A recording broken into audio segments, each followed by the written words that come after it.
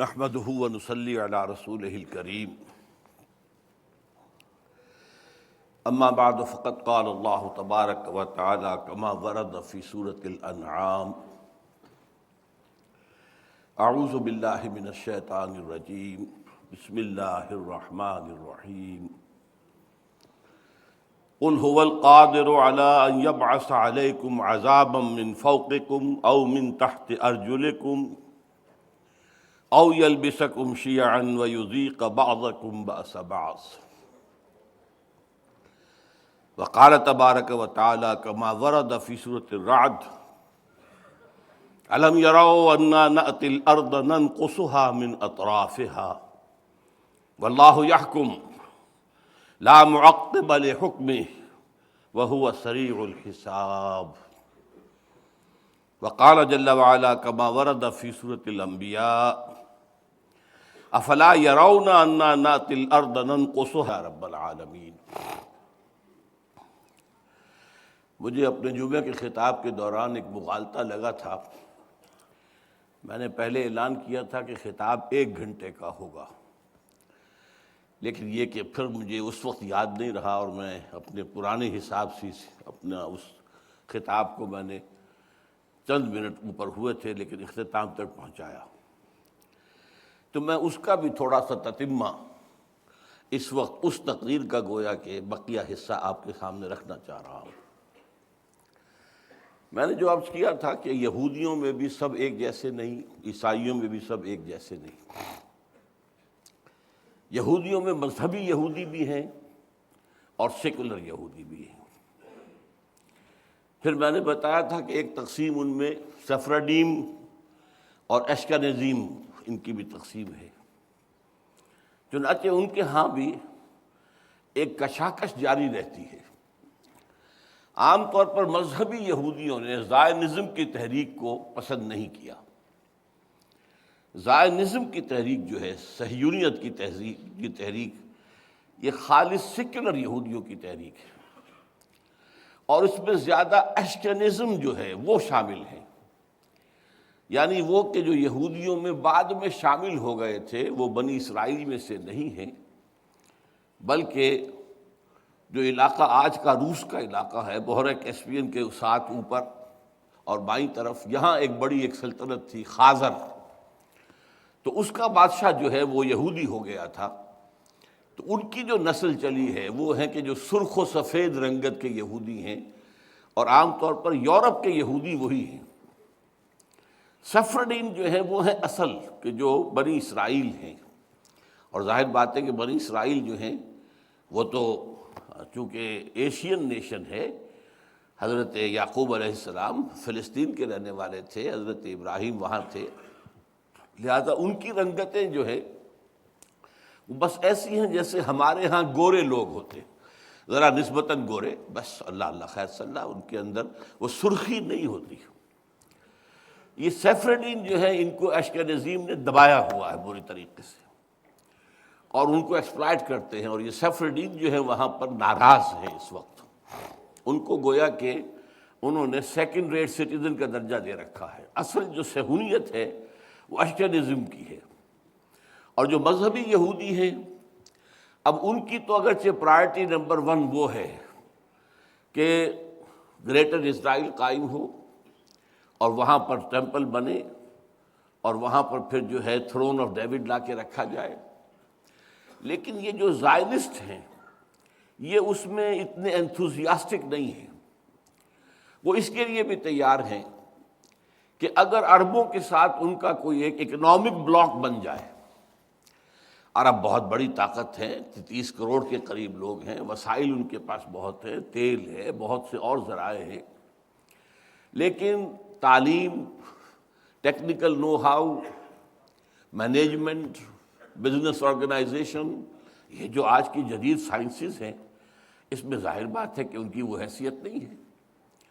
تو اس کے لیے بھی تیار ہیں کہ چونکہ پورے یورپ کا بھی اور پورے امریکہ کا بھی دباؤ ہے کہ عربوں کے ساتھ ایک آخری جو ہے شو ڈاؤن مت کرو، بہرحال بہت بڑی تعداد کے اندر یہ لوگ ہیں، لہذا وہ اس کے لیے تیار ہیں کہ ایک اکنامک ریجن بن جائے ہمارا، جیسے یورپ ایک اکنامک یونٹ بن گیا ہے، تو ان کا سرمایہ ہوگا اور ان کی لیبر ہوگی، مین پاور بھی ان کے پاس ہے، نو ہاؤ ہمارا ہوگا، ٹیکنیکس ہماری ہوں گی، مینجمنٹ ہماری ہوگی، ایڈمنسٹریشن ہماری ہوگی، ملائی ہم کھاتے رہیں گے، یا یوں کہیے کہ مکھن ہم کھاتے رہیں گے، اور چھاچھ جو ہے وہ ان کے لیے چھوڑ دیں گے۔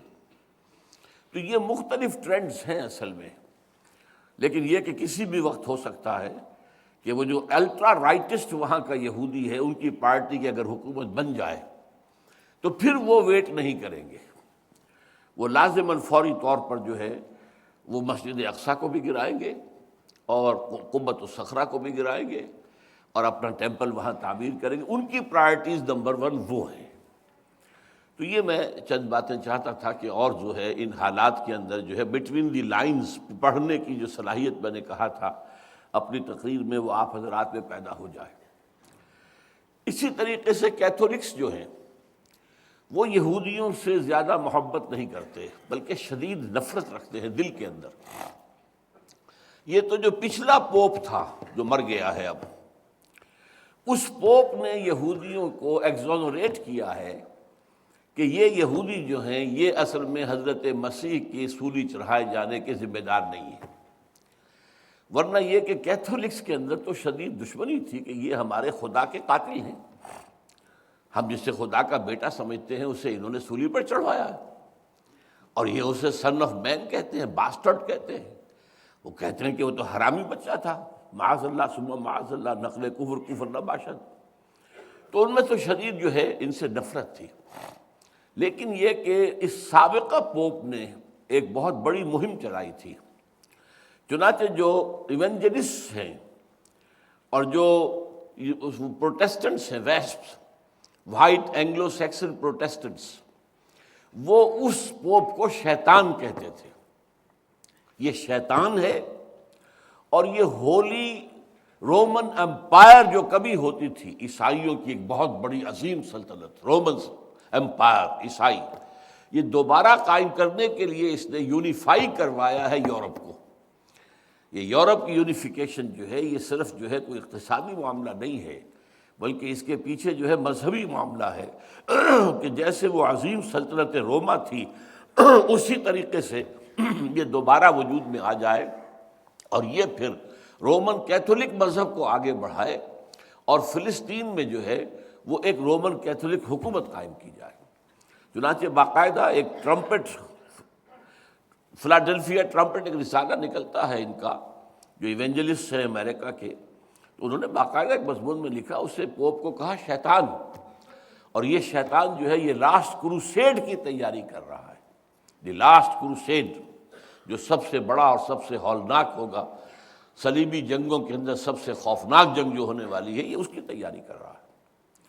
تو یہ ہے اصل میں عیسائیوں میں اور یہودیوں میں۔ پھر تیسری بات اور بھی ہے، ظاہر بات ہے کہ امریکہ کی جو ٹوٹل بالادستی دنیا پر ہے اس وقت، وہ یورپ کو تو پسند نہیں ہے۔ عام طور پر یورپی اور امریکی ایک دوسرے سے نفرت کرتے ہیں۔ امریکی یہ سمجھتے ہیں کہ یورپی جو ہیں یہ گنوار ہیں، پرانے ہیں، کنزرویٹو ہیں، دقیانوسی لوگ ہیں، اور یہ یورپین یہ سمجھتے ہیں کہ یہ مادر پدر آزاد ہے، نہ ان کی کوئی تہذیب ہے، نہ ان کا جو ہے کوئی اصول ہے۔ تو اس حوالے سے ان کے درمیان بھی اندر دشمنی ہے، خاص طور پر فرانس اور امریکہ کے مابین۔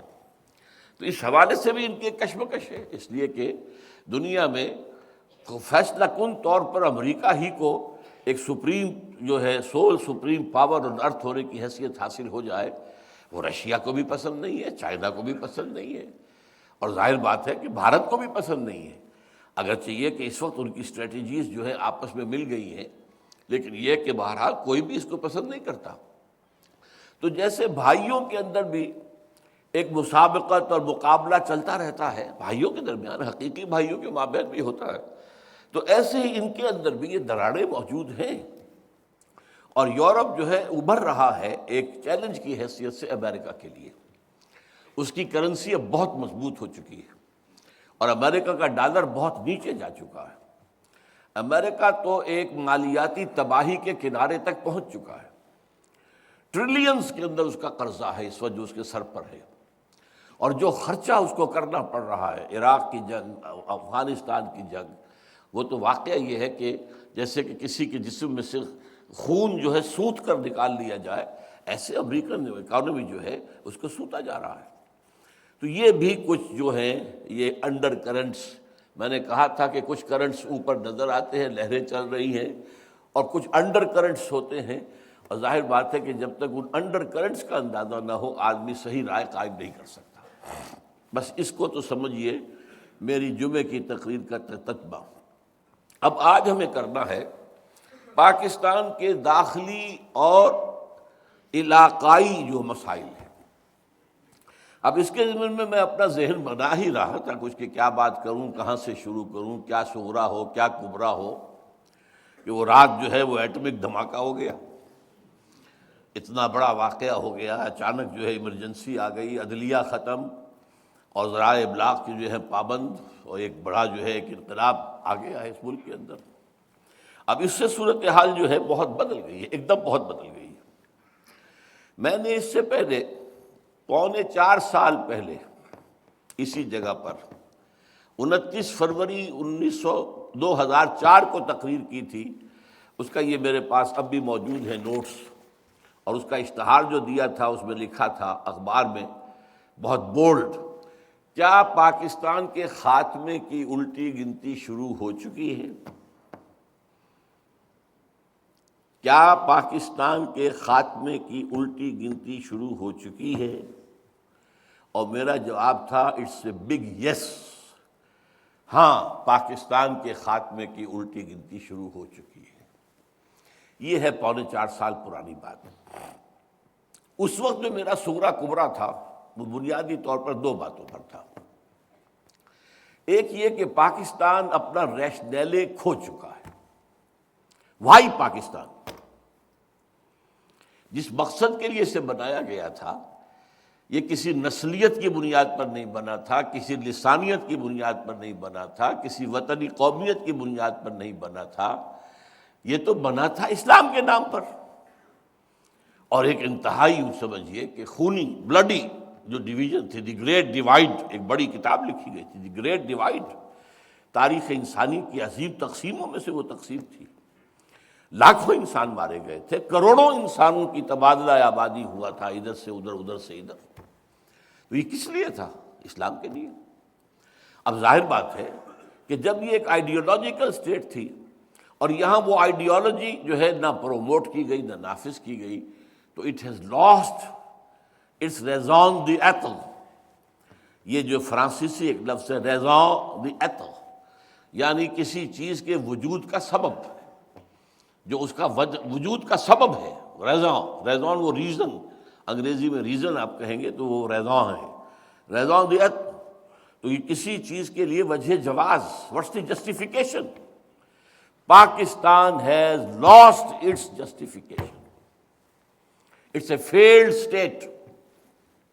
یہ بات جو ہے ثابت ہو چکی ہے کئی سال پہلے کی، بلکہ میں نوٹ کر کے بھی لایا ہوں ایک شخص کا، ایک بہت بڑا صحافی رابرٹ کیلان، اس نے 20 ستمبر 2000 کو مضمون لکھا تھا پاکستان از اے فیلڈ اسٹیٹ، اور بہت جلد اس کے اندر خانہ جنگی شروع ہوگی اور انارکی پیدا ہوگی، اور پھر یہ ملک ختم ہو کر افغانستان میں مدغم ہو جائے گا۔ یہ رابرٹ کیلان کا مضمون ہے کہ جو چھپا تھا جنگ کے اندر بھی، تو اس حوالے سے میں نے اس کا صرف آپ کو یاد دہانی کرائی ہے۔ تو پہلی بات تو یہ کہ پاکستان کا جو ریشنیلے ہے، ریزون دی ایتھل ہے، وہ ختم ہو چکا ہے۔ اور دوسرا مذہبی اعتبار سے یہ کہ ہم نے اللہ سے جو بدعہدی کی، وعدہ خلافی کی، اس کی زبردست سزا ہمارے اوپر مسلط ہو چکی ہے۔ اس کی ایک سزا ہے معنوی سزا، وہ فزیکل نہیں ہے، معنوی ہے۔ وہ کیا ہے؟ نفاق ہمارے دلوں کے اندر پلا دیا گیا ہے۔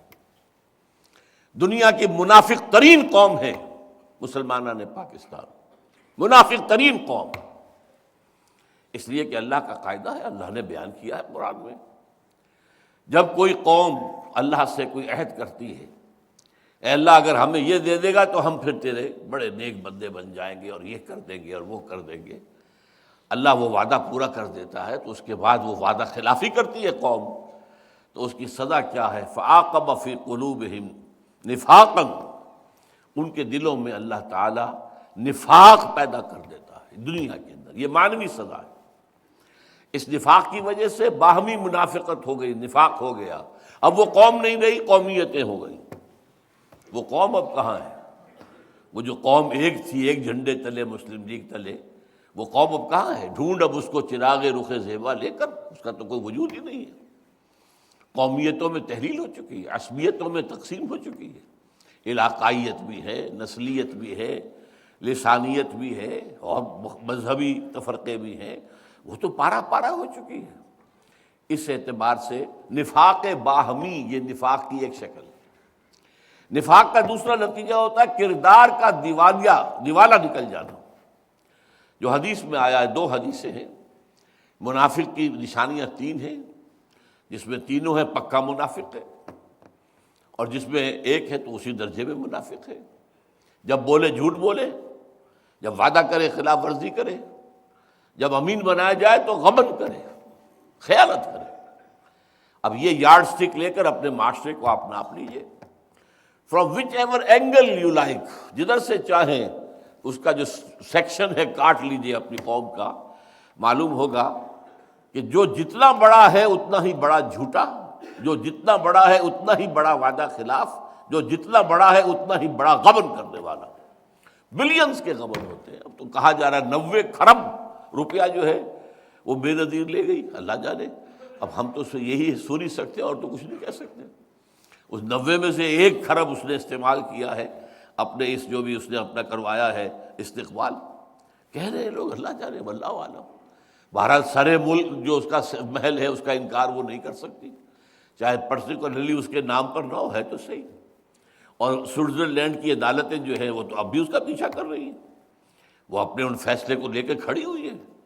اب ہمارا مدعی بیٹھ جائے تو اور بات ہے، حکومت جو ہے وہ خود بیٹھ جائے جو مدعی تھا، تو ظاہر بات ہے کہ پھر اس کے بعد تو کوئی سوال پیدا نہیں ہوتا مقدمے کے چلنے کا، لیکن وہ عدالت تو کھڑی ہے اب بھی۔ تو بہرحال دوسرا جو ہے وہ نفاق باہمی کے بعد یہ جو انسانی اخلاقیات کا جنازہ نکلا ہے اس ملک سے، واقعتاً وہ بھی اسی نفاق کا نتیجہ ہے۔ اور تیسرے یہ کہ سب سے بڑا منافقت کی علامت ہمارا دستور ہے، کہنے کو سارا اسلام اس میں لکھا ہوا ہے، حقیقت میں زیرو ہے۔ تمام اسلامک پروویژنز ان ایفیکٹو ہیں، کوئی ان کی مؤثر ہونے کی شکل نہیں ہے، لکھا ہوا ہے۔ صرف ایک قرارداد مقاصد پر بھی اگر ایک جملے کا اضافہ ہو جائے کہ یہ article it will take precedence over the whole of the constitution, یہ کافی ہے، پورے دستور کو اسلامی بنانے کے لیے کافی ہے۔ لیکن نہیں، ایک آرٹیکل ہے جیسے اور بے شمار آرٹیکلز ہیں، یہ دوسرے آرٹیکلز کے اوپر کوئی حکمران نہیں ہے۔ اور آپ کے جسٹس نسیم حسن شاہ صاحب نے یہ فیصلہ دیا تھا چیف جسٹس کی حیثیت سے۔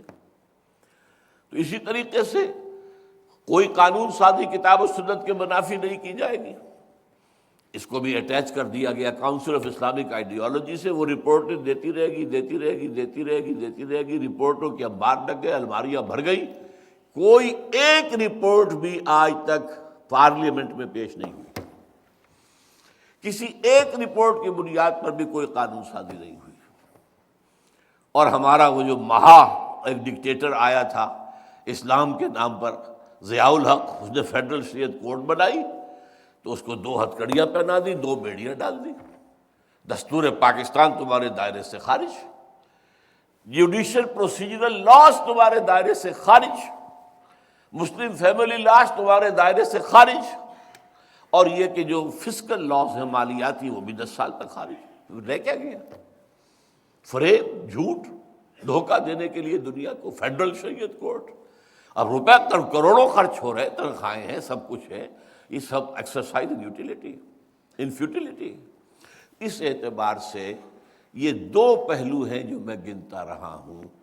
اب تیسرا پھر عذاب اللہ کی طرف سے ایک آیا تھا جو فزیکل عذاب ہے، وہ سن 71 میں آ گیا تھا، ملک 2 لخت ہوا، بدترین شکست ہوئی، اور میں ہمیشہ سے کہتا چلا آ رہا ہوں، یہ اچھی طرح نوٹ کر لیجئے کہ جس طریقے سے بنی اسرائیل پر جو تباہی آئی تھی نبوکدنضر کے ہاتھوں، تو اس سے پہلے جو ہے بہت سے اللہ کے نبی جو ہیں انہیں اس کی جو ہے وہ وارن کرتے رہے تھے۔ ان میں سے میں کچھ نام بھی نوٹ کر کے لایا تھا، یسعیاہ، یرمیاہ، حزقیل۔ وہ کہتے تھے کہ لوگو، اے بنی اسرائیل، درخت کی جڑ پر کلہاڑا رکھا جا چکا ہے، ہوش میں آ جاؤ، توبہ کرو، باز آ جاؤ۔ لیکن کسی کے کان پہ جوں تک نہیں رینگی۔ وہی کام میں کر رہا ہوں، 10-15 سال سے کر رہا ہوں، ہوش میں آؤ، تباہی اور بربادی تمہارے جو ہے دروازے پر کھڑی ہوئی ہے، برباد ہو جاؤ گے۔ یہ محل تو تم نے بنا لیے ہیں ڈیفنس آف سوسائٹی کے، ان میں رہنا تمہیں نصیب ہوگا یا کوئی اور آ کر رہے گا؟ جیسا قرآن مجید میں آیا ہے، وَسَكَنْتُمْ فِي مَسَاكِنِ الَّذِينَ ظَلَمُوا، جب قوم کو برباد کر دی جاتی ہے تو کوئی اور آ کر پھر ان کے گھروں کے اندر جو ہے ڈیرا ڈالتا رہتا ہے، ان محلوں کے اندر جو ہے رونق افروز ہوتا ہے۔ تو یہ تو ہوتا ہے، ایک قوم خلاص ہو گئی، سمود ختم ہو گئی، اس نے محل بنائے ہوئے تھے تو کوئی اور ہی آ کے اس میں آباد ہوئے نا پھر۔ تو یہی ہوگا، دیکھنا ان بستیوں کو تم کے ویراں ہو گئی اور درخت کی جڑ پر کڑھاڑا رکھا جا چکا ہے۔ یہ میں کہہ رہا ہوں، 15 سال سے کہہ رہا ہوں، لیکن یہ ہے کہ مجال نہیں، نہ عوام کے کان پہ کوئی جوں رینگی ہے، سوائے اس کے کہ آپ حضرات آ جاتے ہیں، بڑا کرم کرتے ہیں، میری باتیں سن لیتے ہیں، کڑوی کسیلی باتیں بھی سن لیتے ہیں، لیکن کوئی حلقہ ہمارے ہاں کا مؤثر، کوئی دینی جماعت، کوئی دینی تنظیم کچھ سوچنے کو تیار نہیں، کوئی لمحہ فکریہ اس کے لیے نہیں۔ یہ ہیں وہ 3 باتیں جس کی بنا پر آج سے 3.25 سال پہلے میں یہ کہہ چکا ہوں کہ پاکستان کے خاتمے کی الٹی گنتی شروع ہو چکی ہے۔ اب آج جو کچھ میں کہہ رہا ہوں آپ سے وہ یہ ہے کہ آج محسوس ہوتا ہے کہ وہ گھڑی بالکل سر پر آ گئی ہے، تباہی عین ہمارے دروازے پر آ کر دستک دے رہی ہے، ایک آتش فشاں ہے جس پر کہ اس وقت ملک بیٹھا ہوا ہے۔ یہ پھٹے گا تو کیا ہوگا اس کا آپ اندازہ نہیں کر سکتے۔ آپ غور کیجئے، اب ذرا میں چاہتا ہوں کہ پاکستان کا خارجی جو ہمارے علاقائی معاملات ہیں اور پھر داخلی جو حالات ہیں ان کا ایک جائزہ اس وقت پیش کروں۔ سب سے پہلے یہ کہ ہماری سب سے لمبی سرحد بھارت کے ساتھ ہے۔ بھارت پیدائشی دشمن، ہندو نے پاکستان کو دل سے ہرگز ہرگز ہرگز تسلیم نہیں کیا۔ ہر ہندو کے دل میں ناسور ہے پاکستان۔ ہماری بھارت ماتا کے ٹکڑے جو ہے انہوں نے کروا دیے، وہ تو گو ماتا کے ٹکڑے ہو جائے تو بھارت ماتا کے ٹکڑے کرا دیے، ناسور ہے ان کے اندر، اور وہ گھات میں ہے۔ جیسے سن 71 میں ہوا تھا، جو صورتحال ہماری غلطیوں اور حماقتوں سے مشرقی پاکستان میں پیدا ہو گئی تھی، اس کا بہترین فائدہ اٹھایا بھارت نے۔ اس زمانے میں میں تو بہرحال اس وقت بھی اپنے شعور کے دور میں تھا زندگی کے، سبرامنیم ان کا ایک بہت بڑا جو ہے وہ جو ہے مشیر تھا سیاسی، اس نے کہا تھا this is the chance of the century, یہ صدی کا موقع ہے، اسے استعمال کرو، مت جانے دو اس کو ہاتھ سے، توڑ دو پاکستان۔ توڑ دی تو وہ تو گھات میں ہے، وہ اس گھات میں ہے بلکہ انتظار میں ہے کہ کب یہ پاکستان اپنے اندرونی خلفشار کی وجہ سے خود ہی گرے، اور پھر ہم تو جائیں گے وہاں پر حالات کو سنبھالنے کے لیے۔ ارے بڑی بدامنی ہو گئی ہے، بڑا حالات خراب ہو گئے ہیں، ہم اس ملک کی اس علاقے کی ایک ریجنل سپر پاور ہیں، چھوٹی سی سپر پاور تو ہے، تو ہمارے ذمے ہے کہ وہاں جا کر لوگوں کو جو ہے وہ اس فساد سے، اس خانہ جنگی سے، اس تباہی سے، اس ہلاکت سے، اس بربادی سے نجات دلائے۔ وہ تو نجات دہندہ کی حیثیت سے آئیں گے۔ اب آپ کو معلوم ہے کہ ہندو، اگرچہ میں آپ سے کہہ چکا ہوں، میں ہندوستان جب 2 سال پہلے رہ کے آیا تھا، کہ اب وہ مذہبی منافرت وہاں اتنی نہیں ہے جتنی پہلے کبھی ہوتی تھی۔ وہ مسلمان کو تو گوارا کرنے کو تیار ہیں، پاکستان کو گوارا کرنے کو تیار نہیں۔ مسلمان رہے چلے، پہلے تو خیر ان کے ہاں بہت زور شور تھا کہ ہندوستان کو پاک کرو ان مسلمانوں سے، ملیچ ہیں یہ، ناپاک ہیں یہ، ان ملیچوں سے ان کے وجود سے ہماری جو پوتر زمین ہے بھارت کی اس کو پاک کرو۔ اس کے بڑے لمبے چوڑے منصوبے تھے، باقاعدہ کمیشن بھیجے گئے تھے کہ جاؤ اور اسپین میں تحقیقات کر کے آؤ کہ اسپین میں 500 سال پہلے جو مسلمانوں کا خاتمہ کیا گیا تھا کہ کوئی ایک بچہ تک باقی نہ رہا، وہ کیسے کیا گیا؟ گو اینڈ اسٹڈی، تاکہ ہم وہی طریقے اختیار کریں۔ یہ ہوتا تھا۔ اب میرے اندازے میں ذرا سی صورتحال میں تبدیلی ہوئی ہے۔ اب وہ مسلمان کو تو گوارا کرنے کو تیار ہیں، اس لیے کہ سیکولرزم ان کی ہڈیوں کے اندر چلا گیا ہے کہ بھئی مذہب کی کوئی اہمیت ہی نہیں ہے، اصل اہمیت ہے سیاست کی، معیشت کی، پیسے کی، ہماری معاشی زندگی ٹھیک ہو، ہمارے کارخانے ہوں، ہماری پروڈکشن ہو، ہماری تعلیم ہو، ہمارا یہ ہو، ہمارا صحت کا معاملہ ہو، اصل چیزیں تو یہ ہے۔ یہ مذہب ٹھیک ہے رکھو، کوئی مندر چلا جائے، کوئی مسجد چلا جائے، کوئی فرق نہیں پڑتا، لیکن پاکستان کا وجود انہیں قبول نہیں ہے۔ یہ ان کے دل کا ناسور ہے، جب بھی انہیں موقع ملے گا وہ اس پر وار کریں گے اور اس کو ختم کریں گے۔ یہی وجہ ہے کہ انہوں نے پاکستان کی مغربی سرحد پر کتنے کونسل خانے قائم کر دیے۔ کس لیے کیے؟ تاکہ ادھر سے بھی تخریبی کارروائی شروع ہو جائے، اور جو کچھ ہو رہا ہے شمال مغربی سرحدی صوبے میں، اس میں لازماً اس کا بھی دخل ہے۔ ہاں اور بھی کاسز ہیں اس کے اندر، لیکن یہ بھی دخل ہے، کیونکہ جو کچھ ہم نے ان کے ساتھ کیا ہے کشمیر میں، اب وہ ہمارے ساتھ کر رہے ہیں ان علاقوں کے اندر۔ انہیں ہتھیار دو، انہیں پیسہ فراہم کرو، تاکہ پاکستان کی فوج جو ہے وہ اس کے ساتھ لڑے، اس کا ستیہ ناش کرے، اسے کمزور کرے۔ انڈیا کی اکانومی تو ایسی تھی کہ اس نے 6-7 لاکھ فوج رکھی ہے، اور کتنے سال تک رکھی ہے مسلسل ایکٹیو میدان میں۔ کشمیر کے اندر ہماری تو اکانومی ایسی نہیں ہے، وی کانٹ افورڈ اٹ، ہم تو بیٹھ جائیں گے پتاشے کی طرح۔ تو اس حوالے سے اب نوٹ کیجئے کنڈولیزا رائس نے جو بات کہی تھی کہ پاکستان کے مستقبل کا فیصلہ ہم یعنی امریکہ اور بھارت مل کر کریں۔ یہ ہے رائٹنگ آن دی وال۔ وہ فیصلہ یہ بھی ہو سکتا ہے کہ حصوں بخروں میں تقسیم کر دو، یہ تم لے جاؤ، یہ یوں لے جائے، اس کو علیحدہ کر دو، بلوچستان کو علیحدہ کر دو، اور NWFP صوبہ جو ہے افغانستان کو دے دو، اور پنجاب تو خیر ہے ہی ہمارا، سکھوں کا ہے، اصل تو شے سکھوں کا ہے، سکھوں کی حکومت تھی، انگریزوں نے سکھوں سے لیا تھا، وہ مسلمانوں سے تو نہیں لیا تھا پنجاب۔ مسلمان تو یہاں محکوم تھے، بدترین غلامی کے اندر تھے۔ اور یہاں آپ کو معلوم ہے کہ ایسٹ پنجاب کا جو ہے وزیر اعلیٰ 2 دفعہ آ کر کہہ گیا ہم تو ایک ہیں، یہ کاہے کی لکیر کھینچ رکھی ہے، بٹھاؤ اس کو، ہماری تہذیب ایک ہے، ہمارے تہوار ایک ہیں، ہم بھنگڑا ایک ہی طریقے پر ڈالتے ہیں، ہماری تو جو ہے ہمارا کلچر ایک ہے، لہذا ہمیں تو مل جانا چاہیے۔ سندھ ایک علیحدہ اینٹی ہے ہی ہے، بلوچستان ایبسولیوٹ اینٹی علیحدہ ہے ہی ہے، ادھر جو ہے کراچی اور اس کے ساتھ جو ہے حیدرآباد کا علاقہ یہ ایک علیحدہ اینٹی ہے ہی ہے، اور چونکہ سمندر پر بیٹھے ہیں لہذا انہیں علیحدہ ہونے میں دیر ہی لگتی۔ وہ تو کہتے ہیں ہم سنگاپور بنا لیں گے، ایک نیا ہانگ کانگ بنا لیں گے، اور یہ بات آج سے کو 20 سال پہلے کی ہے۔ ہمارے ایک بزرگ ہیں مولانا اخلاق حسین قاسمی، دہلی کے عالم دین ہیں، ہماری تنظیم کے وہ مستشارین میں شامل تھے اور بعض اوقات آئے ہیں، انہوں نے تقریریں بھی کی ہیں یہاں۔ انہوں نے مجھے بتایا وہ کراچی گئے، وہ MQM اس وقت اٹھی ہوئی تھی اور جو بڑا طوفان اٹھا ہوا تھا اور بڑا فساد ہو رہے تھے اور بوری بند لاشیں نکل رہی تھیں، اور جس طریقے سے کہ لوگوں کے گھٹنوں کے اندر سوراخ کیے جاتے تھے، یہ سارا یاد کیجیے کیا کچھ ہو رہا تھا اس وقت۔ تو مولانا اخلاق حسین قاسمی نے کچھ ایسے ہی نوجوان MQM کے لوگوں سے کہا، ارے بیٹے تم لوگ یہ کیا کر رہے ہو، تم ہندوستان سے تو یہاں آ گئے، یہاں سے آگے کیا سمندر میں جاؤ گے؟ انہوں نے کہا چچا میاں ہم تو یہاں پہ سنگاپور بنائیں گے، ہم اب سمندر میں تھوڑا ہی جائیں گے، ہم تو یہاں سنگاپور بنائیں گے چچا میاں۔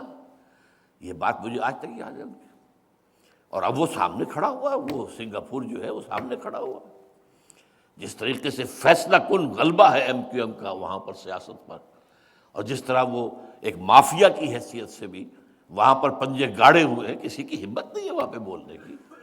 وہ تو تھوڑا سا علاقہ جو ہے وہ لیاری کا علاقہ ہے جہاں پیپلز پارٹی کے جیالے کچھ بستے ہیں، وہ بلوچ اور وہ جو مکرانی لوگوں کا علاقہ ہے، باقی تو یہ کہ وہ سارا کا سارا جو ہے ایم کیو ایم، اور اس میں وہ ہر ہتھ کنڈا استعمال کرتے ہیں۔ بہرحال پہلی بات تو میں نے آپ کو بتائی بھارت کا معاملہ۔ دوسرا آئیے اب افغانستان۔ یہ افغانستان جو ہے میں بھول گیا، میرا خیال تھا کہ میں آج کتابیں لاؤں گا، وہ اگر ہمارے پاس ہیں کچھ، مجھے معلوم نہیں بچی ہوئی ہے کہ نہیں۔ عابد اللہ جان جو ہمارے ایک ساتھی، ان کی کتاب Afghanistan the genesis of the last crusade, جنہیں بھی دلچسپی ہو دنیا کے حالات سے وہ پڑھیں اس کتاب کو، جا کر لے لیں مکتبے سے، یہاں تو نہیں ہوگی لیکن جگہ لے سکتے ہیں قرآن اکیڈمی سے۔ Afghanistan the genesis of last crusade, اور یہ میں بیان کر چکا ہوں کل اپنے پرسوں جمعے کے خطاب میں کہ یہی عظیم فرق ہے کہ عراق کے لیے بہت بڑی کولیشن نہیں بن سکی، امریکہ کے ساتھ یورپ نے نہیں دیا، وہ خالص جو ہے پروٹیسٹنٹ فینومینن ہے، ویسٹ فینومینن ہے، امریکہ ہے اور بھارت اور وہ انگلستان ہے، یا کچھ اور ان کے جو ہے تھوڑا سا نام دکھانے کو وہ آسٹریلیا، اس کی کوئی حیثیت ہی نہیں۔ یورپ نے ساتھ نہیں دیا، چین نے ساتھ نہیں دیا، روسی نے ساتھ نہیں دیا، وہ تو امریکہ کو it had to go alone. کیوں؟ کہ وہاں ظاہر بات ہے یورپ کے کوئی خاص مفادات نہیں تھے، تیل کا بھی مفاد تھا تو امریکہ کے لیے تھا، اور ثانیاً وہ چاہتے تھے اس کو اصل میں گریٹر اسرائیل کا پہلا قدم، گریٹر اسرائیل۔ اسی لیے شیرون نے کہہ دیا تھا، جیسے ہی فال آف بغداد ہوئی ہے، اس نے کہہ دیا تھا کہ عنقریب بغداد عراق پر ہمارا قبضہ ہوگا، اور پہلے تو ہم کہتے تھے کہ صرف یوفریٹس تک، دریائے فرات تک ہمارا ہے، اب ہمارا دعویٰ یہ دجلہ تک ہمارا ہے، تاکہ یہ پورا کا پورا جو زرخیز وہاں دعابہ ہے فرات اور دجلہ کے درمیان، وہ بھی ہمارا ہے۔ وہ تو دھنس گیا وہاں پر امریکہ، یہ تو اللہ تعالیٰ کی طرف سے، اور جو بھی ریزسٹنس وہاں پر ہوئی ہے وہ القاعدہ کی طرف سے ہوئی یا کچھ اور کو جو عوامل آئے ہیں، وہ تو میں پورا تجزیہ نہیں کر سکتا، وہ دھنس گیا ہے۔ ورنہ یہ ہے کہ وہاں، لیکن اس کے برعکس افغانستان میں جتنا بڑا کولیشن بنا ہے، پورا یورپ ساتھ ہے، امریکہ ساتھ ہے، برطانیہ ساتھ ہے، آسٹریلیا، سب کے سب، بلکہ یہاں پر روس کی ہمدردیاں بھی ان کے ساتھ، چین کی ہمدردیاں بھی ان کے ساتھ۔ وائی؟ اس لیے کہ یہاں امکان تھا اسلام کے ابھر کر ایک نظام کی حیثیت سے سامنے آنے کا، resurgence of Islam, the political Islam, نظام خلافت کا امکان بن گیا تھا۔ تو نپ دی ایول ان دی بڈ، ختم کرو اس کو۔ اپنے جو ہے وہ ٹوین ٹاورز خود گرائے حرام زادوں نے، تاکہ ہماری قوم کے اندر ایک دم غضب پیدا ہو جائے، غصہ پیدا ہو جائے، کہ وہ اپنی ساری طاقت جو ہے اور اپنے سارے وسائل ہمارے ڈسپوزل پر ڈال دیں کہ ہم حملہ کر دیں، بڑے سے بڑا حملہ، چاہے کتنے ہی اس میں کتنے بلین ڈالرز خرچ ہو جائیں۔ اس کے لیے گرایا اس نے، انہوں نے خود گرایا۔ بہرحال یہ فرق ہے افغانستان کا اور عراق کا۔ افغانستان سے مسئلہ وہ در حقیقت تھا اسلام کا، عراق کے ساتھ مسئلہ اسلام کا نہیں ہے۔ عراق میں کہاں اسلام تھا؟ اسلام نام کی کوئی شے عراق میں تھی ہی نہیں، وہ تو بہت ہی سیکولر، آزاد خیال، بہت جدید تہذیب کے اندر رنگا ہوا ملک تھا۔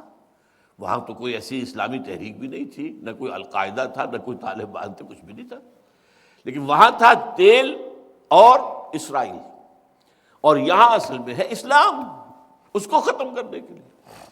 تو اس حوالے سے افغانستان کا جو معاملہ ہے، اب وہاں جو کچھ اس وقت ہو رہا ہے اور جو ریزسٹنس ہے، اس کو بھی انالائز کر لیجئے۔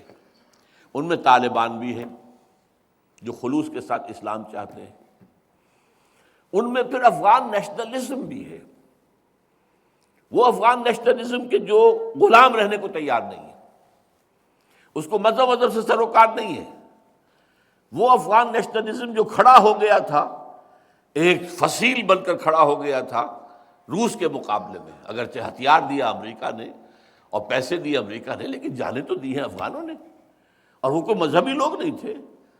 مجھے تو خود معاہدہ کرایا تھا گل الدین حکمت یار نے اپنے کیمپ کا، جو یہ پشاور کے بہت قریب ہی ایک ان کا کیمپ تھا، وہاں پر جو ایک ڈیم ہے میں نام بھول رہا ہوں اس ڈیم کا، وہاں ان کا ایک بڑا کیمپ تھا، تو وہاں جو لوگ تھے کیمپ میں انہیں علی بیتیں پڑھا رہے تھے، کہتے تھے انہیں کلمہ نہیں آتا، آ گئے جہاد کے لیے، کلمہ بھی نہیں آتا ان کو۔ وہی حال جو ہمارے بلوچستان کے اندر ہے، ہمارے دیہات کے اندر ہے۔ تو اس لیے وہ اسلام کا نہیں تھا، وہ معاملہ تھا نیشنلزم، کہ ہم جو ہے روس کے غلام کیسے بن جائیں۔ اور ایک بات نوٹ کر لیجئے، this Afghan nationalism has always been against Pakistan and pro Bharat. میری بات سمجھ رہے ہیں؟ جب پاکستان نے درخواست دی تھی آزادی کے بعد یونائٹڈ نیشنز کی ممبرشپ کی، تو جو ایک ہی ووٹ مخالفت میں آیا تھا پوری دنیا میں، نہیں بننا چاہیے اس کو رکن، وہ افغانستان کا تھا۔ افغان جو ہیں ان کی ہمدردیاں بھارتیوں کے ساتھ ہیں۔ باچا خان بھارت کا ایجنٹ تھا، ولی خان بھارت کا ایجنٹ۔ باچا خان نے پاکستان میں دفن ہونا پسند نہیں کیا، وہ جلال آباد میں جا کے دفن ہوا۔ تو یہ حقائق ذہن میں رکھا کیجیے، Afghan nationalism is against Pakistan and pro Bharat. اب اس کی وجوہات کیا ہیں میں اس کی تفصیل میں نہیں جا سکتا، بٹ دی فیکٹ ریمینس۔ اور نمبر 3، وہاں پر 3 گروہ اور بھی ہیں۔ ایک وار لارڈز ہیں، چونکہ ان کے علاقے بنے ہوئے ہیں تو ظاہر بات ہے کہ وہ نہیں چاہتے کہ مرکزی حکومت مضبوط ہو جائے۔ کرزئی کی حکومت مضبوط ہو جائے گی تو ان کا حصہ جو ہے، ان کا دائرہ اختیار ظاہر بات ہے کم ہو جائے گا، وہ کنٹرول میں آ جائیں گے، ان کی پالیسیز جو ہیں اس کے اوپر کنٹرول کیا جائے گا۔ اسی طریقے سے وہاں پر آپ کو معلوم ہے ہیروئن کے اسمگلر سے ان کی آمدنی کا بہت بڑا ذریعہ ہے، کسی طریقے سے بھی کسی کاسٹ پر بھی چھوڑنے کو تیار نہیں۔ پھر کرمنلز ہیں، کرمنلز۔ ابھی تو مجھے یہ بتایا ہے کچھ جاننے والے لوگوں نے کہ سوات میں جو لوگ آ کر اس وقت پاکستانی فوج سے لڑ رہے ہیں ان میں کرمنلز ہیں شامل، جرائم پیشہ لوگ بھی شامل ہیں۔ وہ میں بعد میں عرض کروں گا، وہ یہ کرمنلز جو ہیں افغانستان سے یہ آتے اور انہوں نے اس کو اپنا ذریعہ بنایا معاش کا۔ اسی میں وہ ہتھیار کا معاملہ لین دین کرتے ہیں، کاروبار کرتے ہیں، اسمگلنگ کرتے ہیں، اور اسی کے اندر سارا جو ہے، اور چونکہ ان کا یہ پورا علاقہ جو ہے پاکستان کی کوئی تو ریٹ ہے ہی نہیں، نہ پاکستان کی طرف سے کوئی وہاں پر ایکسپورٹ امپورٹ کوئی ٹیکسیز ہے، کچھ بھی نہیں ہے، کھلا بارڈر ہے، آؤ ادھر سے ادھر جاؤ، ادھر سے ادھر لے آؤ، گاڑیاں آتی ہیں وہاں پر ان کے اوپر جو ہے کوئی ٹیکس نہیں ہے۔ ہاں وہاں سے آپ گاڑی خرید کے پاکستان کے اندر لائیں گے ایک حد کے بعد تب آپ کو ٹیکس دینا پڑ جائے گا، ورنہ گاڑی پکڑی جائے گی۔ باقی ان کے علاقے میں وہ گاڑیاں گھومیں، نو رجسٹریشن، کوئی ان کو ٹیکس دینا ہی نہیں پڑتا۔ تو اس حوالے سے افغانستان میں یہ جو ہے طالبان چاہتے ہیں کہ اسلام آئے، اور وہ پرو پاکستان بھی ہیں۔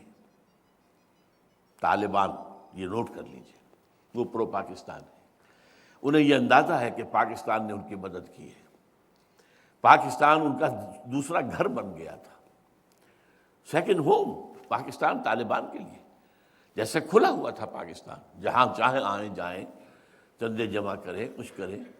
تو طالبان کے اندر تو پاکستان دے آر پرو پاکستان، لیکن جو اصل افغان نیشنلزم ہے وہ تو اینٹی پاکستان ہے، پرو بھارت۔ اور پھر وہ 3 میں نے گنوا دیے آپ کو کہ ان کے اندر وار لارڈز بھی بیٹھے ہوئے، ان کی اپنی چھوٹی چھوٹی حکومتیں ہیں، وہ کاہے کو چھوڑیں گے ان کو۔ پھر وہاں پر جو ہیں منشیات فروش ہیں، ہیروئن کے کاروبار کرنے والے، پھر اور دوسرے کرمنلز ہیں۔ یہ جو طوفان افغانستان میں اس وقت ہے، جس کو پھر میں کہہ رہا ہوں، it's the genesis of the last crusade, آخری جو مارکا ہونا ہے عیسائیت اور اسلام کا، اس کا میدان یہ بننا ہے۔ اسی لیے اس معاملے میں چین بھی ان کے ساتھ ہے، چین کو خطرہ ہے، سنکیانگ کا صوبہ ساتھ لگتا ہے، اور آج سے کوئی 50 سال پہلے 5 کروڑ کی آبادی تھی اس کی، تو آج کتنی ہوگی اندازہ کر لیجئے آپ۔ مسلمان ہیں، اور وہاں پر بھی تحریک ہے، اسلامی تحریک ہے، اور یہاں سے طالبان کے علاقے سے اور پاکستان کے علاقے سے لوگ وہاں جاتے ہیں، جا کر وہاں پہ انہیں تعلیم دیتے ہیں، اور وہاں سے لوگ اگر یہاں پر آ کر تربیت حاصل کرتے ہیں۔ تو چائنا بھی اس اعتبار سے شدید افغانستان کے خلاف ہے، اور پاکستان کے بھی اس اعتبار سے خلاف ہے۔ رشیا ہے، اس کا چچنیا کا معاملہ ہے۔ تو چاہے چین اور روس جو ہیں وہ امریکہ کے مد مقابل ہیں، لیکن اس معاملے میں ان کے ساتھ ہیں۔ الکفر ملت واحدہ کی حیثیت سے اصل میں جو معاملہ ہو رہا ہے وہ افغانستان میں ہو رہا ہے۔ اب ظاہر بات ہے کہ وہ جو طوفان وہاں پر ہے تلاطم، وہ تلاطم کے تھپیڑے جو ہیں پاکستان میں اب جو آئے ہیں، یہ جو شمالی اور جنوبی وزیرستان میں ہے اس کی نوعیت قدرے مختلف ہے۔ وہ کچھ طالبان جمع وہ جو مجاہدین اور تھے، ازبکستان کے مجاہدین تھے، یہ تھے وہ یہاں پر پناہ گزین ہیں، یہاں انہوں نے شادیاں کی ہیں، یہاں ان کے بچے ہیں، یہاں وہ رہتے ہیں، اس سوسائٹی کے اندر وہ پوری طریقے سے انٹیگریٹ ہو چکے ہیں، جذب ہو چکے ہیں۔ اور پٹھانوں کی بہرحال ایک غیرت ہے، ان کے اندر ایک حمیت ہے، وہ اپنے مہمانوں کا جو ہے وہ ایک ساتھ دیتے ہیں۔ تو یہ تو ایک بہت، اسی لیے جو ہے جنوبی اور شمالی وزیرستان کا معاملہ حل ہونے میں آ ہی نہیں رہا ہے۔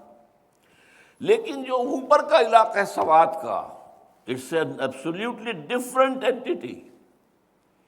یہاں کا معاملہ طالبان کا نہیں ہے، اگر ہے تو یہ مقامی طالبان ہیں جو اٹھ کر کھڑے ہو گئے، طالبان لیکن جو مقامی طالبان وہ کھڑے ہو گئے۔ یہاں پر یہ نفاذ شریعت کا معاملہ ہے، کیونکہ یہ علاقہ وہ ہے کہ جس میں آج سے کوئی 5-7 سال پہلے آپ کو یاد ہوگا صوفی محمد صاحب نے ایک تحریک چلائی تھی، بہت بڑی عوامی تحریک نفاذ شریعت کی۔ تقریباً 1 لاکھ کا جلوس لے کر وہ آ گئے تھے دریائے اٹک جو ہے دریائے سندھ کے پل کے اوپر، وہاں انہیں روکا گیا تھا۔ بہرحال اس کے بعد انہیں کرش کر دیا گیا، اور صوفی محمد صاحب اس وقت سے وہ مقدمہ ان پر چلا، وہ جیل میں ہے۔ لیکن اب صوفی محمد صاحب کے داماد ہیں ملا فضل اللہ، وہ اب ہو گئے ملیٹنٹ۔ ہتھیار انہیں بھارت بھی ہو سکتا ہے دے رہا ہو، افغانستان بھی ہو سکتا ہے دے رہا ہو، جس کے بھی مفادات پاکستان کے کو ختم کرنے میں ہیں وہ اس کو مدد کریں گے، کیوں نہیں کریں گے۔ لہذا وہاں کا معاملہ جو ہے بہت مختلف ہے، وہ تو سیٹلڈ ایریا ہے، سویلائزڈ ایریا ہے۔ وہ جو ہے عام جو ہمارے ہیں، عام جو ہوتے ہیں افغان جو آزاد قبائل، اس طرح کا معاملہ نہیں ہے۔ ویری کلچرڈ پیپل، بڑے بڑے شہر ہیں وہاں پہ، بڑی سیٹلڈ سول پاپولیشن ہے، وہاں جو کچھ ہو رہا ہے اس کا آپ اندازہ کیجئے۔ اور یہاں میں آپ کو ذرا بتا دینا چاہتا ہوں، ایک بہت بڑے مصری ادیب اور مصنف اور مورخ علامہ شکیب ارسلہ، انہوں نے اپنی ایک کتاب میں ایک بات کہی ہے جو مولانا سید ابو الحسن علی ندوی، مولانا علی میاں رحمۃ اللہ علیہ نے اپنی کتاب میں نقل کی ہے، وہاں سے میں نے پڑھی کہ ایک خاص علاقہ ہے دنیا میں، یہ آپ کو معلوم ہے وہ سطح مرتفع پامیر جس کو کہتے ہیں، جس کو دنیا کی چھت کہتے ہیں، اس چھت سے پہاڑوں کے سلسلے نکلتے ہیں۔ ایک پہاڑ کا سلسلہ کراکرم، دی مائٹی کراکرم، آپ دیکھتے ہوں گے PIA وغیرہ کے اشتہارات کے اندر۔ ایک آتا ہے ہمالیہ، وہ چلا گیا ہے دور تک۔ ایک آتا ہے کوہ ہندو کش جو افغانستان میں گیا ہے۔ اب یہ ہمالیہ یوں آ رہا ہے from north towards south east یوں، اور کوہ ہندو کش آ رہا ہے from north toward south west. انہوں نے کہا ہے یہ جو ٹرائنگل بنتی ہے ان دو پہاڑوں کے درمیان، اس میں جو قوم آباد ہے، اگر پوری دنیا میں اسلام کی نبضیں ڈوب گئی تب بھی اس جگہ پر اسلام کی نبض چلتی رہے گی۔ ان کے اندر وہ مذہبیت ہے۔ پھر یہی وہ علاقہ ہے جہاں سید احمد بریلوی اور شاہ اسماعیل شہید رحمۃ اللہ علیہما ان کا جہاد ہوا ہے۔ انہوں نے انگریزوں کو بہت دیر تک ستائے رکھا ہے، آسانی کے ساتھ سبڈیو نہیں ہوئے۔ وہ تو اب بھی آپ مالاکنڈ پہاڑ کا اگر کراس کرتے ہیں تو وہاں ایک چوکی ہے چرچل پوسٹ، جہاں پہ جو ونسٹن چرچل بعد میں بنا وزیر اعظم انگلینڈ کا، وہ وہاں پہ لیفٹیننٹ کی حیثیت سے وہاں پر جو ہے وہ مامور تھا، وہ کھڑا رہتا تھا۔ تو اس حوالے سے ہی پورا جو ہے بالاکنڈ سے اوپر کا علاقہ جو ہے انگریزوں کو آرام سے تو نہیں بیٹھنے دیا انہوں نے، لڑائیاں ہوتی رہی، سب خون مارا، یہ کیا، ٹھیک ہے اوپن وار میں مقابلہ نہیں کر سکتے تھے لیکن چین سے نہیں بیٹھنے دیا۔ اور اب یہ ہے وہ علاقہ جہاں سے اب تحریک جو ہے وہ نفاذ شریعت کی ملیٹنٹ انداز میں اٹھ رہی ہے۔ اور اس میں اب ایک اور اضافہ کیجئے، بہت بڑا اضافہ ہے اور بہت بڑی نئی بات آپ کو بتا رہا ہوں۔ ہمارے ہاں عربی مدارس، خاص طور پر جو دیوبندی مدارس ہے، وفاق المدارس سے جن کا تعلق ہے، اور کہا جاتا ہے کہ 18,000 مدرسے مردوں کے اور 6,000 عورتوں کے ان کے ساتھ جو ہے ایفیلیٹڈ ہیں۔ ان کے جو طلبہ ہیں، جیسے افغانستان میں کبھی طالبان اٹھے تھے ملا عمر کے ساتھ، طالبان تھے، نام ہی ان کا طالبان رکھا گیا، ایسے ہی یہ طالبان جو ہیں اب سرکش ہو کر کھڑے ہو رہے ہیں۔ یہ اپنے ان علماء سے بدظن ہو چکے ہیں، اعلیٰ عمارتوں میں بیٹھے ہوئے قال اللہ قال رسول قال اللہ قال رسول قال اللہ قال رسول قال ابو حنیفہ اور قال شافعی کرتے رہو، میدان میں تو نہیں آتے تم لوگ، میدان میں آ کر باطل کو چیلنج کرو نا۔ ان طلباء میں بغاوت پیدا ہو چکی ہے اپنے ان علماء کے خلاف۔ وہ جو پیسو علماء ہیں، ان ایکٹیو علماء ہیں، جو پڑھنا پڑھانا ہی صرف جانتے ہیں، پڑھتے رہے اور پھر اس کے بعد پڑھاتے رہے، زندگی اسی میں گم ہو گئی، ختم ہو گئی، اس سے آگے ان کی زندگی کے اندر کوئی مقصد ہے ہی نہیں۔ اب انہوں نے ایک تحریک شروع کی ہے، تحریک طلباء و طالبات برائے نفاذ شریعت اسلامی، اور اس تحریک کا سربراہ انہوں نے مقرر کیا ہے مولانا ڈاکٹر شیر علی خان۔ یہ اکوڑا خٹک کے مدرسے میں شیخ الحدیث ہے، اور ان کے ہاتھ پر بیعت کی ہے، اب بیعت کی بنیاد پر کھڑے ہوئے، اور ایگزیکٹ جو ہمارا طریقہ کار ہے تنظیم اسلامی کا وہ انہوں نے اناؤنس کیا ہے۔ انہوں نے کہا ہم الیکشن میں حصہ نہیں لیں گے، بالکل، ہم صرف دعوت و تبلیغ کا کام نہیں کریں گے، تعلیم و تدریس کا کام نہیں کریں گے۔ نمبر 3، ہم کوئی عسکریت اختیار نہیں کریں گے، بلکہ عوامی تحریک چلائیں گے۔ جو ہمارا موقف ہے سال ہر سال سے، جس کو میں پیش کر رہا ہوں، کہ اسلام یہاں پر آئے گا تو نہ تو بیلٹ سے آئے گا، انتخابات سے، نہ وعظ و نصیحت سے آئے گا، اور نہ جو ہے اب جس طریقے سے کہ ایک عسکری انداز ہو گیا اس سے آئے گا، نہ صرف یہ ہے کہ انتخابات سے آئے گا عوامی تحریک۔ اب یہ لاکھوں طلباء ہیں، اور ظاہر بات ہے کہ اس وقت جو صورتحال ہمارے ملک میں بننے جا رہی ہے اس میں اندیشہ ہے کہ شدید کریک ڈاؤن، اب جو بھی کام رات سے شروع ہوا ہے تو اب عربی مدارس کے اوپر اصل کریک ڈاؤن اب ہونے والا ہے۔ جو اس کا نتیجہ پھر نکلے گا وہ تو اللہ تعالیٰ ہی کو بہتر معلوم ہے۔ یہ میں نے آپ کو پاکستان کے مشرق اور مغرب کا حال بتایا۔ اب داخلی طور پر جو ہے پاکستان میں دو عظیم قسم کے ٹکراؤ، یا جس کو آپ کہتے ہیں پولرائزیشنز، ہاریزونٹل پولرائزیشن، ورٹیکل پولرائزیشن، اب ان کے درمیان گھمسان کا رنگ پڑنے والا ہے، بہت سخت۔ پہلی پولرائزیشن کیا ہے؟ عوام ورسس حکومت۔ فیصلہ کن وقت آ گیا ہے اب کہ پاکستان کے عوام فوج کے خلاف کھڑے ہو جائیں۔ نو مور، انف از انف۔ یہ کیا حکومت انہوں نے اپنا حصہ اپنے باپ کی جائیداد بنا رکھا ہے؟ کیوں؟ کیسے؟ Who are they? They are paid servants of the government of Pakistan. یہ ان کا حق نہیں ہے۔ یہ جو معاملہ ہے اب اس وقت میں سمجھتا ہوں کہ یہ جو اب ایمرجنسی آئی ہے، میرے نزدیک یہ ہے کہ اب حالات کافی بدل چکے ہیں۔ چونکہ جو بھی صورتحال آج سے چند مہینے پہلے ہوئی تھی، چیف جسٹس نے انکار کیا استعفیٰ دینے سے، پھر اس کے ساتھ بدسلوکی ہوئی، پھر ایک وکلاء کی تحریک ایک دم کھڑی ہو گئی۔ کوئی شان گمان نہیں تھا اس ملک کے اندر، مارا ازیں گیا ہے ضعیف ہی گمان ابود۔ ہمیں تو اندازہ ہی نہیں تھا کہ ان وکلاء کے اندر یہ پڑھے لکھے لوگ جو ہیں، وہ کالے کوٹ، کالی پینٹیں، کالی ٹائی لگانے والے، یہ کوئی میدان میں آ کے وہ جو بھی ہمارے گام ماجھے جو ہیں مختلف تحریکوں کے اندر آ کر وہ جانے دینے کے لیے تیار ہو، یہ تو بالکل ڈفرینٹ کیٹیگری ہے۔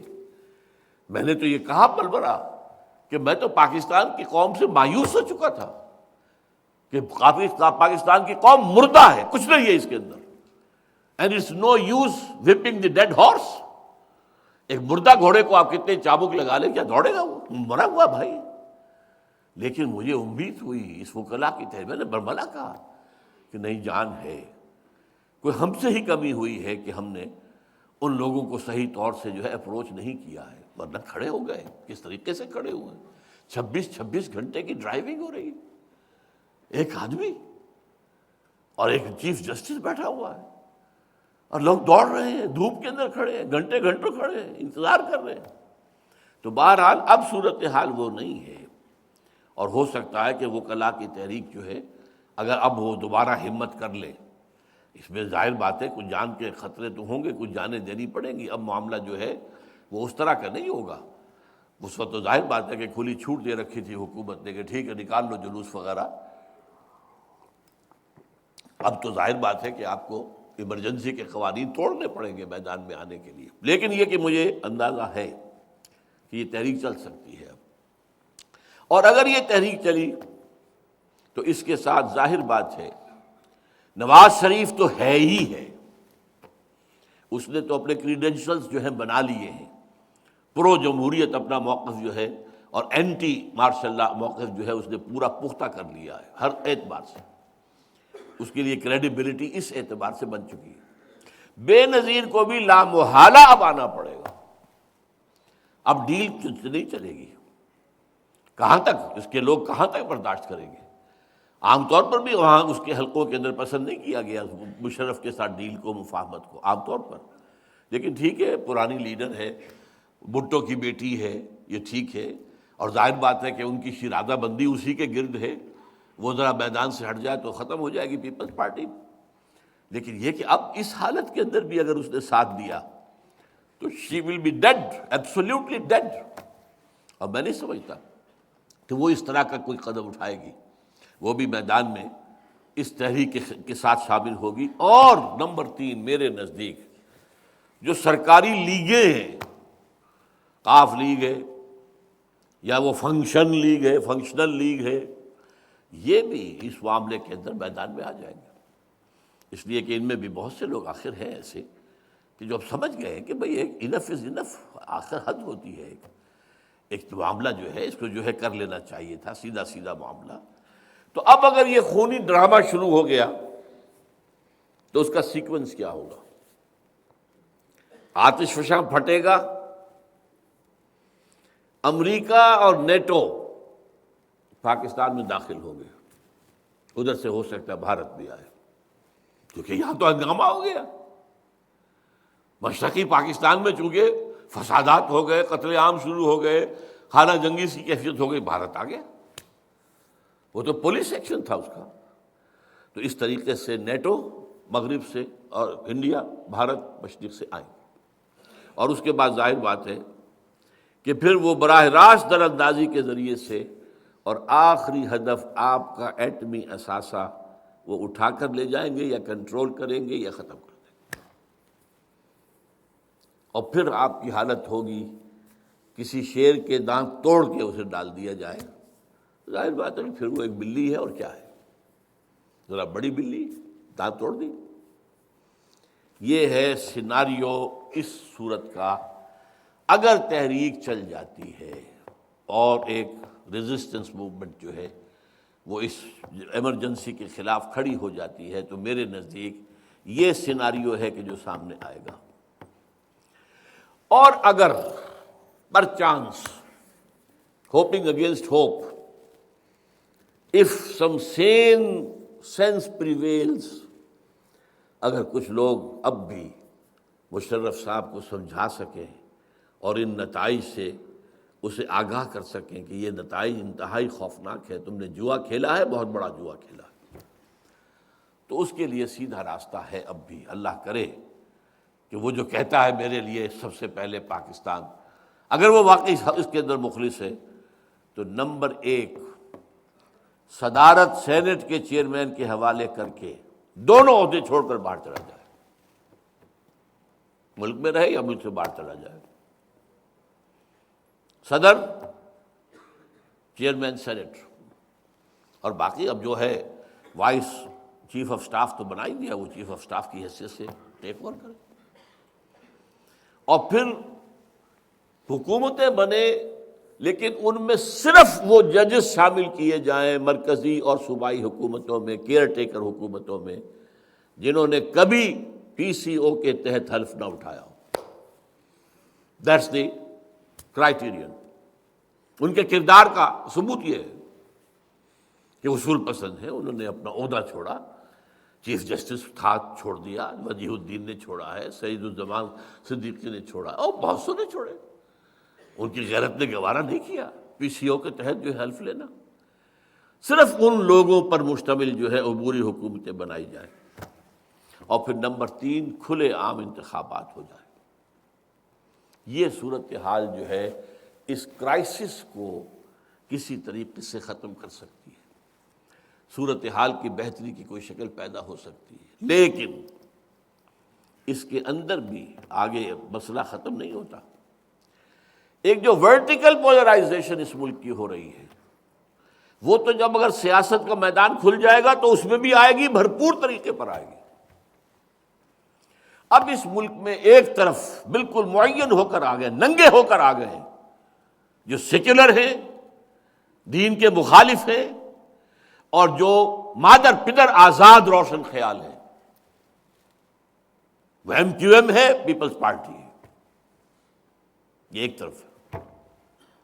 اور دوسری طرف ظاہر بات ہے کہ جملہ لیگیں جو ہیں، ظاہر بات ہے لیگیں چاہے وہ اسلامی نہ ان کا مزاج نہ ہو، لیکن یہ کہ وہ اس مسلم لیگ کی وہ وراثت کچھ نہ کچھ تو ہے نا، اسلام کے نام پر جس نے ملک چلایا تھا، تو یہ نام کے مسلمان تو ہیں، اور یہ اس طریقے سے جو ہے شریعت کی وہ توہین اور تذلیل کہ یہ جو شرعی سزائیں ہیں یہ تو وحشیانہ ہے، وہ ساری بات ہے کہ یہ لوگ تو یہ لیگیں جو ہیں، چاہے وہ نواز لیگ ہو، چاہے قاف لیگ ہو، چاہے فنکشن لیگ ہو، جماعت اسلامی ہو، ایم ایم اے ہو، مدارس کے طلباء ہوں، جیسا کہ میں نے کہا ہے، they will be on the other side۔ اب ان کے درمیان گھمسان کا مقابلہ اس ملک میں ہوگا۔ اس مقابلے کی حالت کے اندر ظاہر بات ہے کہ پھر دما دم مست قلندر والا معاملہ جو ہے ہو سکتا ہے، کھانا جنگی بھی ہو سکتی ہے، کیونکہ اب یہ انتہائیں بالکل کلیئر کٹ ہو کر کرسٹلائز ہو کر آ چکی ہیں سامنے۔ M Q M, Peoples Party بالکل واضح ہے۔ اب عجیب بات کیا ہے، اس وقت ایک طوفان جنوب سے آ رہا ہے، وہ خالص سیکولر، لادینی، آزاد خیال، مغربی تہذیب کے پرستار، یہ ان کا ہے۔ گویا کہ پاکستان کے نظریے کی جڑ کو اکھاڑ کر اور اس کو ختم کرنے کی تحریک وہ جنوب سے آ رہی ہے۔ شمال سے تحریک آ رہی ہے پاکستان کے نظریے کے اس بات کے لیے، اسلام کے نظام کو قائم کرنے کے لیے، شریعت کے احکام کی تنفیذ کے لیے، یہ شمال سے آ رہی ہے۔ یہ جو صورتحال ہے، تو میں نے جو آج آیتیں پڑھی تھی وہ ذرا آپ کو میں یاد دلا دینا چاہتا ہوں کہ میں نے سورہ انعام کی ایک آیت پڑھی تھی، قل، اے نبی ان سے کہہ دیجئے، هو القادر، اللہ اس پر قادر ہے، ان یبعث علیکم عذابا من فوقکم، کہ تم پر کوئی عذاب مسلط کر دے تمہارے اوپر سے۔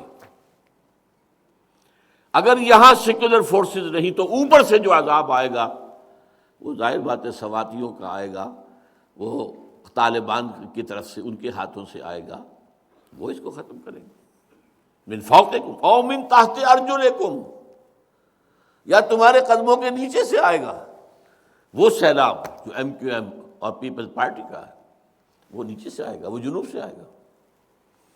او یلبسکم شیعا، اب یہ ہے پولرائزیشن جس کا میں نے کہا ہے، یا تمہیں گروہوں میں تقسیم کر دے گا، وَيُذِيقَ بَعْضَكُمْ بَأْسَ بَعْضٍ، اور تمہیں ایک دوسرے کی قوت کا مزہ چکھائے گا، بجائے اس کے کہ اللہ آسمان سے نازل کرے یا زمین سے کوئی عذاب نکالے، لڑو آپس میں، مارو ایک دوسرے کو، گردنیں کاٹو، ایک دوسرے کی عزتوں پر ہاتھ ڈالو، ختم کرو، یہ ہوگا۔ او یلبسکم شیعا ویذیق بعضکم بأس بعض۔ اور دو آیتیں جو ہیں یہ اسی حوالے سے کہ ایک وہاں سے طوفان آ رہا ہے، ایک ادھر سے آ رہا ہے۔ الم یروا انا ناتی الارض ننقصها من اطرافها، یہ ایک عجیب نقشہ ہے، دیکھیے سمجھ لیجیے ان آیات کو. اور یہ دو آیتیں ہیں جو میں نے سنائی ہیں، یہ سورہ رعد کی ہے اور پھر سورہ انبیاء کی ہے. افلا یرون انا ناتی الارض ننقصها من اطرافها. یہ نقشہ کھینچا گیا ہے کہ مکہ ایک شہر تھا اور مکے میں شرک کا گڑھ، کفر کا گڑھ، بت پرستی کا مرکز. اب وہاں سے مسلمان چلے گئے، مدینے چلے گئے. وہاں سے حضور نے اب جو اقدامات شروع کیے، چھاپہ مار دستے بھیجنے شروع کیے، تو مکے کی جو لائف لائن تھی اسے تھریٹن کر دیا، اس کی جو معاشی زندگی تھی. قافلوں کے اوپر اب حملہ، اور قافلہ ہی تو ان کا ذریعہ تھا معاش کا. اور نمبر دو، جہاں حضور گئے وہاں کے قبیلوں سے یا تو صلح کر لی یا نیوٹرل ہو گئے. وہ پہلے وہ سب کے سب پرو قریش تھے. اب یہ کہ ان میں سے کوئی حضور کا ساتھی ہو گیا، کوئی قریش کا رہ گیا، کوئی کہا اچھا جی ہم نہ آپ کے ساتھ نہ ان کے ساتھ. دونوں نتیجوں میں مکے کا گھیراؤ ہو رہا تھا. یہ مکے کا گھیراؤ، یہ اکنامک بلاکیڈ آف مکہ اور پولیٹیکل آئسولیشن آف قریش، یہ دو کام حضور نے کیے. یہ ماسٹر پیس ہے محمد رسول اللہ صلی اللہ علیہ وسلم کی سیاست کا اور تدبر کا. تو گویا کہ بتایا جا رہا ہے مکے والوں، تمہارے گرد رفتہ رفتہ گھیرا تنگ ہو رہا ہے، تمہیں ابھی نظر نہیں آ رہا. الم یروا انا ناتی الارض ننقصها من اطرافها، ہم تمہارے ارد گرد زمین کو کم کرتے چلے جا رہے ہیں، اطراف سے، چاروں طرف سے تمہارا گھیراؤ ہو رہا ہے، تم اس گھیراؤ کے اندر محصور ہوتے جا رہے ہو. واللہ یحکم، اور اللہ تو یہی فیصلہ کرتا ہے. لا معقب لحکمہ، اس کے حکم کو ٹالنے والا، پیچھے ڈالنے والا کوئی نہیں ہے. وہو سریع الحساب، اور وہ تو حساب لینے میں بہت جلدی ہے، اس کو کوئی دیر نہیں لگتی. اور یہی بات جو میں ہمیشہ کہا کرتا ہوں کہ اہم مضامین قرآن میں دو دفعہ ضرور آتے ہیں. افلا یرون انا ناتی الارض ننقصها من اطرافها، کیا یہ دیکھ نہیں رہے قریش؟ اپنے آنکھوں سے نہیں دیکھ رہے کہ ہم تو ایڈوانس کر رہے ہیں، اسلامک فورسز جو ہے ایڈوانس کر رہی ہیں، پولیٹیکل آئسولیشن تمہاری ہوتی چلی جا رہی ہے اور تمہارا اکنامک بلاکیڈ ہوتا چلا جا رہا ہے. افلا یرون انا ناتی الارض ننقصها من اطرافها افهم الغالبون، تو کیا یہ غالب آ سکیں گے؟ بعین ہی یہی حال اس وقت پاکستان کا ہے. ایک طرف بھارت اور افغانستان کی طرف سے گھراؤ آ رہا ہے، مشرق سے مغرب سے، ایک طرف جنوب اور شمال سے آ رہا ہے. ایک ورٹیکل پولرائزیشن ہو رہی ہے، ایک ہاریزونٹل پولرائزیشن ہو رہی ہے. اور یہ جو میں نے آپ کو رابرٹ کیلان کا مضمون بتایا تھا، اس کی بھی میں بس حقیقت واضح کر کے بات ختم کرتا ہوں. اصل نقشہ کیا ہے امریکہ کا؟ امریکہ چاہتا ہے کہ ایٹ اینی کاسٹ افغانستان میں تو اس کے پنجے گڑ جائیں اور مضبوط حکومت وہاں قائم ہو جائے. ہوگی یا نہیں ہوگی یہ اللہ کے ہاتھ میں ہے، but this is there design. اور پاکستان کو بھی جوڑ دیا جائے، اسی کے تابع کر دیا جائے، اور یہ جو ہے اس طریقے سے اس پورے علاقے کے اوپر ہمارا ایک تسلط قائم ہو جائے، اور پاکستان کا جو بھی ایک چین کے ساتھ راستہ بنتا ہے وہ بھی ختم ہو جائے، چین کے جو ہے گھیراؤ کا عمل بھی مکمل ہو جائے. اور اس طریقے سے وہ اپنے نقشوں میں بتا رہے ہیں. اس رابرٹ کیلان نے کہا تھا کہ افغانستان اور پاکستان ایک وحدت بن جائیں گے، ایک وحدت انڈر امریکہ، انڈر نیٹو. یہ ایک وحدت، یہ ان کا خیال ہے. اللہ کیا کرے گا وہ تو اللہ جانتا ہے. ان کا خیال تو عراق میں بھی بہت کچھ تھا، وہاں ان کے خیال تو پورے نہیں ہو سکے. وہاں سے جو ہے وہ تو نکلنا مشکل ہوا، نکلنا چاہ رہے ہیں، ہر طرح سے کوشش کر رہے ہیں کہ کسی طرح نکل جائے. اور آپ کو معلوم ہے وہ شیرون خواب دیکھ رہا تھا کہ عراق کے اوپر ہماری حکومت ہوگی قریب. وہاں پہ یہ ہوا کہ انہیں تو لبنان کے ہاتھوں بھی، حزب اللہ کے ہاتھوں جو ہے انہیں مار پڑ گئی، جو کہ بالکل انبلیویبل سی بات تھی. کوئی سوچ نہیں سکتا تھا کہ اسرائیل مار کھا جائے گا، انوینسیبل سمجھا جاتا تھا. تو حالات اللہ کیا کرے گا یہ اس کو معلوم ہے. کہ جو ان کے نقشے ہیں، تیری بربادیوں کے مشورے ہیں آسمانوں میں، یہ جو آسمان دنیا ہے جس کے اوپر بیٹھا ہوا ہے اس وقت امریکہ بہادر، ان کے اپنے نقشے ہیں۔ باقی یہ کہ اللہ کیا چاہتا ہے، ما شاء اللہ کان وما لم یشاء لم یکن، جو اللہ چاہے گا ہوگا، اور جو اللہ تعالیٰ نہیں چاہتا وہ نہیں ہو سکتا۔ میں نے آج وہ بات نہیں کی ہے جو بار بار ہر دفعہ میں کرتا ہوں، جس کے بارے میں اب میں واقعہ یہ ہے کہ تھک گیا ہوں کہ کوئی سننے والا ہے نہیں، کہ خدا کے لیے کھڑے ہو جاؤ، خدا کے لیے توبہ کرو، اپنی انفرادی زندگیوں میں توبہ کرو، جو چیز شریعت کے خلاف ہے نکال کے پھینک دو، پھر جمع ہو، بنیان مرصوص بنو، بیعت کرو، طاقت بنو، اور حزب اللہ کی شکل اختیار کرو۔ اسی میں تمہاری عافیت ہے، دنیا کی بھی اور آخرت کی بھی۔ اقول قولی ھذا واستغفر اللہ لی ولکم ولسائر المسلمین والمسلمات